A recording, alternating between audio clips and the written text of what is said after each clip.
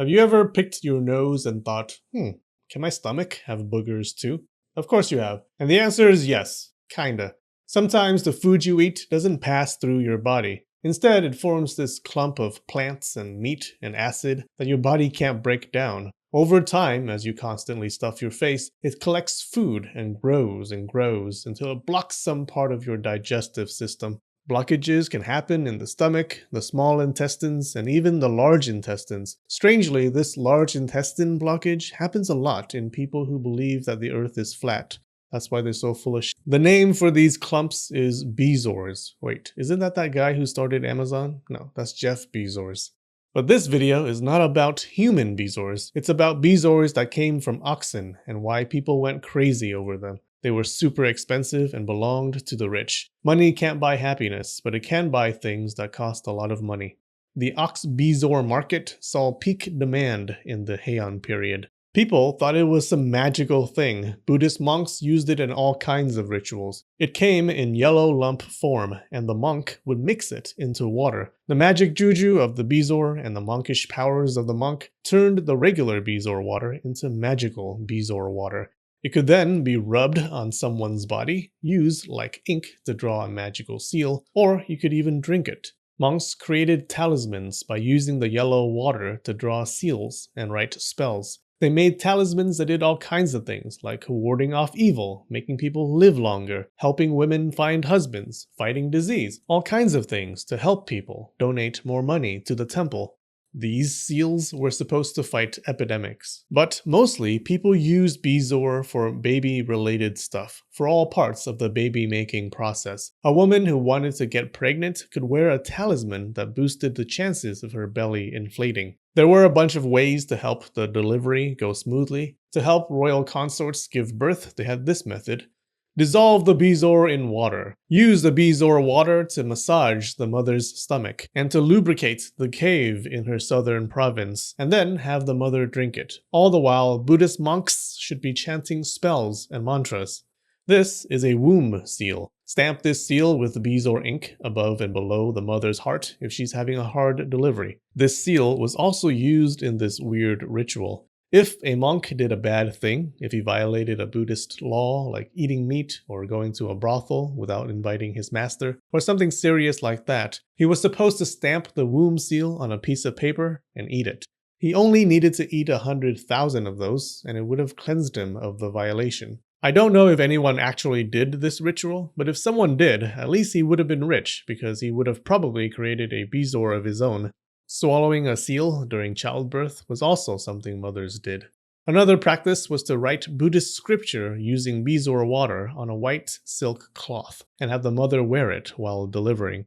Medicine was another big use of ox Bezor. Doctors made it into pills or ointments. It treated stomach issues like indigestion, cramps, bloating, stomach aches, and irregular periods. It treated issues with the vivi, like vaginal coldness. Does your partner sometimes have a cold vivi? Are you worried? Why is it cold? What do you do? Well, the first thing you should do is check to see if she is alive. If so, then it's not a problem. All you have to do is drink a Bezor pill or rub a little Bezor water in the area, and it should be warmed up and ready to go to the hospital for a bacterial infection. During childbirth, drinking a Bezor pill could calm the mother's mind. Rubbing it on her belly could ease abdominal pain.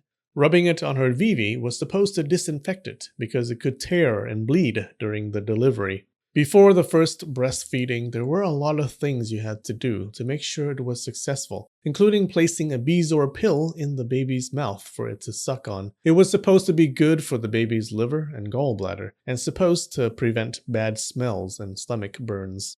Bezor is usually bitter, so doctors recommended giving the baby honey first. Only after all of this should breastfeeding commence.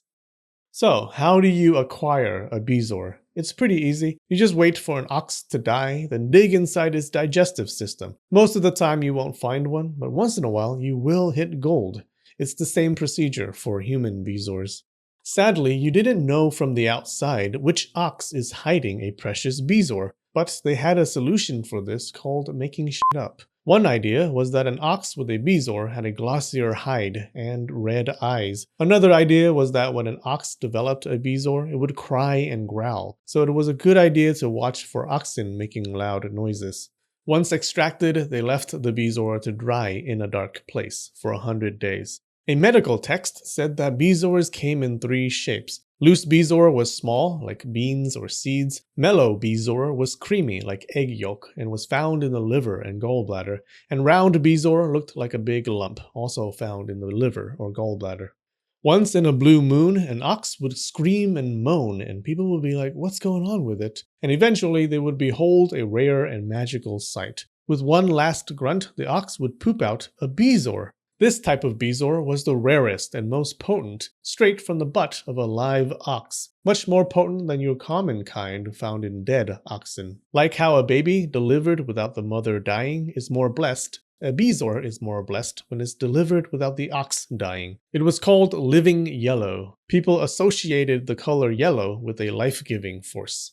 Now, when we see a bezoar, we're like, yeah, ugh. But when people back then saw it, they were like, It was precious. It was like yellow diamond. The thing with bezoars was that you couldn't farm it or make an ox grow one in its belly. Like you couldn't feed an ox weird indigestible foods like pineapple pizza or something to make bezoars. Now, except for women, everyone poops. But an ox is a master poop-making machine, okay? Anything that goes into its mouth passes right through and turns into poop. Grains, poop. Grass, poop. Poop, poop. So, most of the time, you had to wait until an ox died and hope that this was the one. Being so rare made it precious. In a time when monks and sorcerers fought for the patronage of noble families, having rare materials was another way to compete against other temples and shrines. Apparently, wrinkly-brained individuals found ways to make fake bezoars. It became good practice to scrape a little bit of the surface of bezoars before buying, so that you could see its authentic yellow color. China already used bezoars as a miracle drug before the idea came to Japan. People couldn't wait to get their hands on that nasty, precious substance. Surrounding countries and regions sent bezoars as tribute to the Chinese capital. It circulated between Korea and Japan too. The bezoar network was vast. In Japan, provinces sent bezoars to the capital. The capital also gifted them to different provinces. It made great gifts for powerful people, especially if a noble family was expecting a child, since it could be used for so many things related to pregnancy and childbirth. Commoners probably never saw a lump of bezoar in their lives, except for the lowest of the low commoners. There were people who did jobs that were considered impure. The Japanese had this idea of purity and pollution. Death was polluting, so people who handled dead animals were just swimming in pollution, snorkeling in it, just drinking in that pollution. Society made them outcasts, because who would want to talk to those people? Some of their pollution might rub off on you, and you just had your kimono washed. Problem was, you needed those people. Temples and government officials were known to keep horses and oxen. The issue with animals was that they died occasionally, and you needed people to get rid of their dead bodies. Now you could get rid of a dead ox yourself, but then you'd have to call a monk and schedule a long purification ritual, and the local monks always snuck weird looks at your son. It was a hassle. It was better to just pay Babunaga's carcass removal to remove that carcass for you. These dirty outcasts took dead oxen and cut them up, separating the organs for sale or private use. Since bezoars were so valuable, people probably told these professionals to send back any bezoars they found. Bezoars, straight from the ox, were often black. They had to be cleaned and polished to reveal their yellow color. Most nobles never saw the black bezoar, only the finished product. And so it was the dirty outcasts who supplied medieval Japanese society with one of its most valuable commodities.